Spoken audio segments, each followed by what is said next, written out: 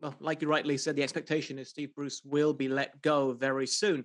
But who comes in as the permanent replacement? Mark, you've written a great article about this, analyzing which manager tactically would fit into Newcastle. Now, we don't know how they're going to play, what they're going to do, who the players are going to be in the future with all the money they have. So it's a bit hard to pinpoint. But Rodgers, Gerrard, Conte, Potter, Favre, the list grows every single day.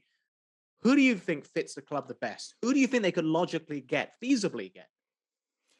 Yeah, I think that that's two separate sort of questions, isn't it, as to who they could feasibly get and who could be the best style. I think that the short list that I looked at, there was a completely diverse, different style, as you say. I looked at Steven Gerrard, quite an inexperienced manager, all things told, but done quite well in Scotland. Brendan Rodgers, his stock is high over the past few years. Obviously, Leicester haven't had the best start, but his stock is very high.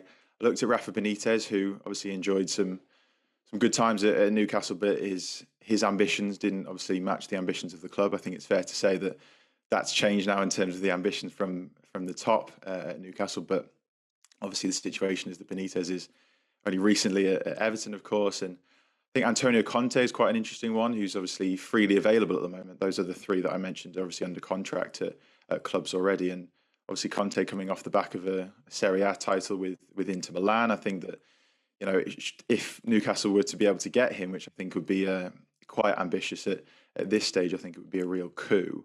But I think in terms of the sort of the next step, I obviously compare things quite commonly to Manchester City and what happened to them in 2008 with their takeover. And they had Mark Hughes for that first year of the takeover, and then moved on to Mancini, and then moved on to Pellegrini, and obviously now Pep Guardiola. And I think that if they sort of went straight for kind of the jugular and went for this well-established name like Conte, I don't know whether they'll be jumping the gun a little bit. I think it's, as Chris said, it's a process. It's going to take some time, and I think that their next step should be to obviously, hopefully, reach the top half and then look to be in amongst it around the European spots, and then maybe go for the title if that is looks like that's their true ambition. So I think to go for a really top, well-established name at the moment might be a little bit too premature. So I think it's just one step at a time.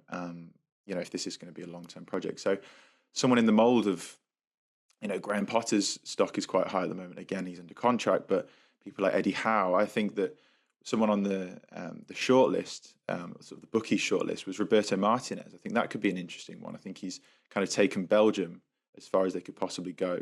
He's been there for, I think, 5 years now. I think he could be an interesting one as well. So there's plenty of names, some under contract, some not. But I don't think buying out the contract is too much of an issue for Newcastle at the moment, because I think that they could do that with consummate ease. Yeah, the Martinez one is interesting, of course, because he's also linked to Barcelona and the immense pressure that Ronald Koeman is under, which would appeal more. Both, I guess you could say, are in the midst of a rebuilding process. Chris, what do the fans want? What are they saying? What's happening on the ground in Newcastle? Just before getting on that, just interested in mentioning Martinez as well, because there are links with Newcastle United's backroom staff. If Steve Bruce does go before Sunday, as we expect, Graham Jones is likely to be put in interim charge, and he worked with Martinez for 11 years. So there is a connection there. And I've even had it suggested to me, not people with the consortium, but people in and around the club maybe, that, maybe Martinez could come in and still be Belgian manager to begin with, and Jones could have a bit more of a role. So that's an interesting one.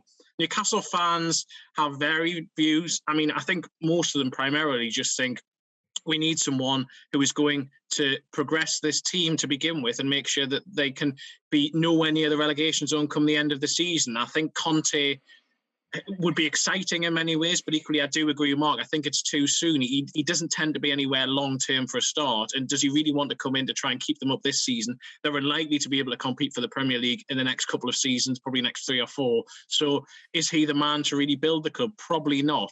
So some fans would like someone like Eddie Howe, but then I suppose you have optics of the fact that although he's done very well in management, the last thing he did as a manager was to take Bournemouth down. And then if you're the quote-unquote richest club in the world, is that who you want to bring in? Graham Potter, I think, is a very interesting one. Steven Gerrard.